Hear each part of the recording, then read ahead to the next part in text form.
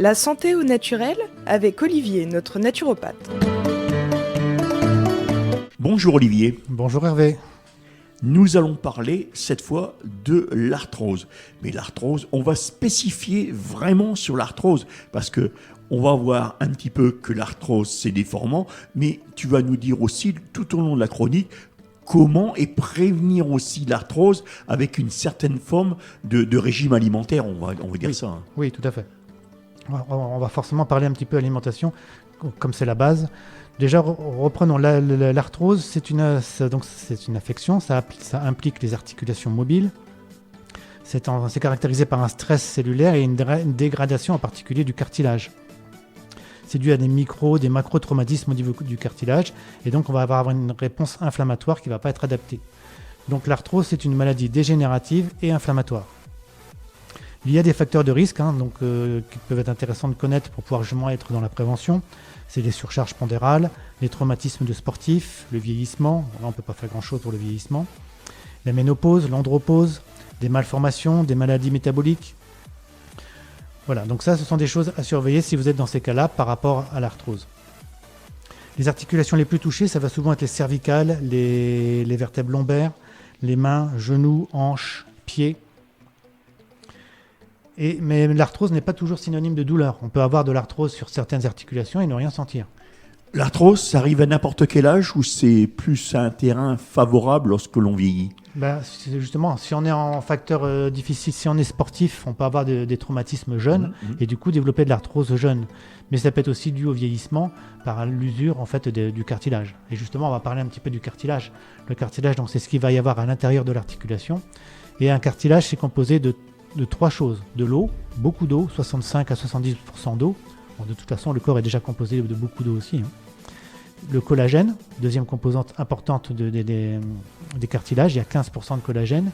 Et il y a aussi une protéine très hydrophile, donc qui aime l'eau, qu'on appelle les protéoglycanes. Ce sont des gros complexes macromoléculaires, ce sont des très très grosses protéines qui sont constituées de glucosamine sulfate, de chondroïtine sulfate et d'acide hyaluronique. Des mots que vous avez sûrement déjà entendu parler, parce que on trouve beaucoup de compléments alimentaires qui vont apporter ces substances. Et c'est justement pour renforcer les protéoglycanes qui sont dans l'articulation.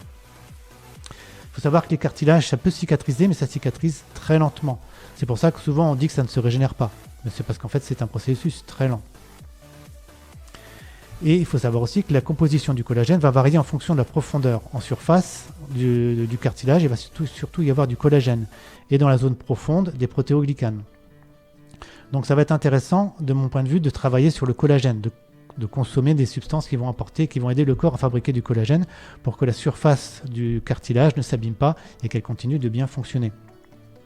Le collagène, c'est une protéine, donc on va être intéressé par les acides aminés, qui a une constitution donc très solide, qui est une triple hélice. En fait, il y a 3 brins d'acides aminés qui sont entourés tous les 3 pour former une hélice. Un petit peu comme l'ADN, mais l'ADN, il n'y a que 2 brins.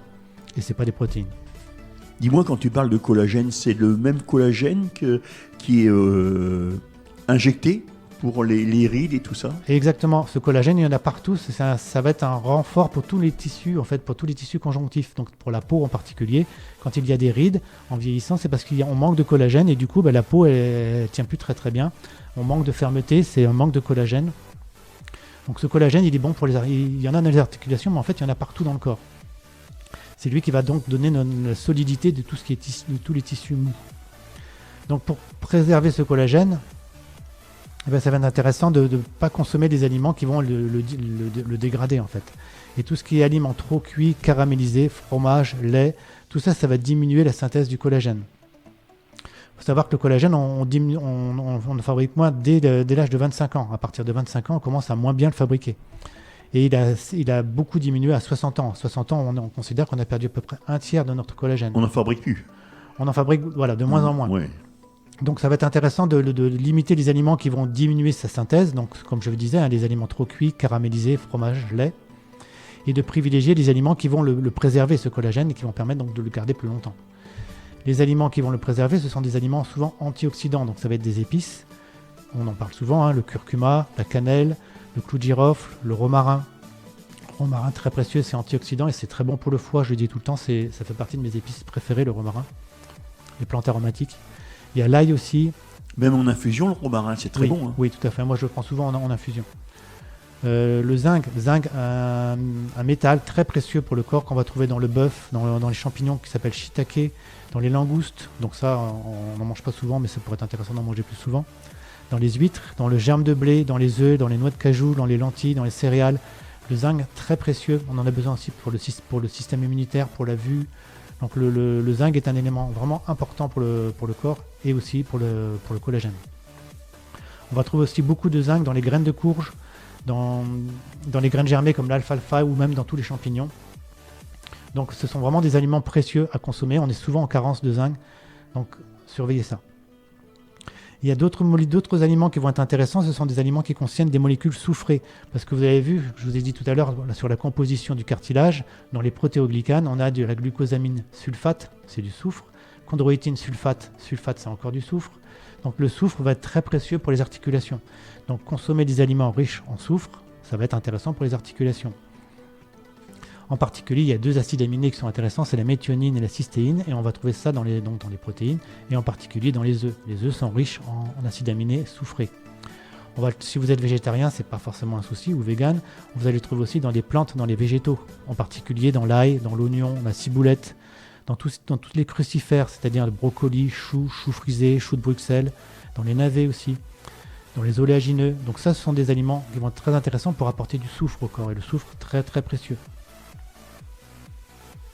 Vous allez en trouver aussi intéressant, le zinc, vous allez en trouver dans un complément alimentaire qu'on trouve en magasin bio, c'est la germalvure. C'est l'abbaye des 7 fonds qui fait ça. Germalvure, c'est de la levure de boulanger et c'est aussi du germe de blé.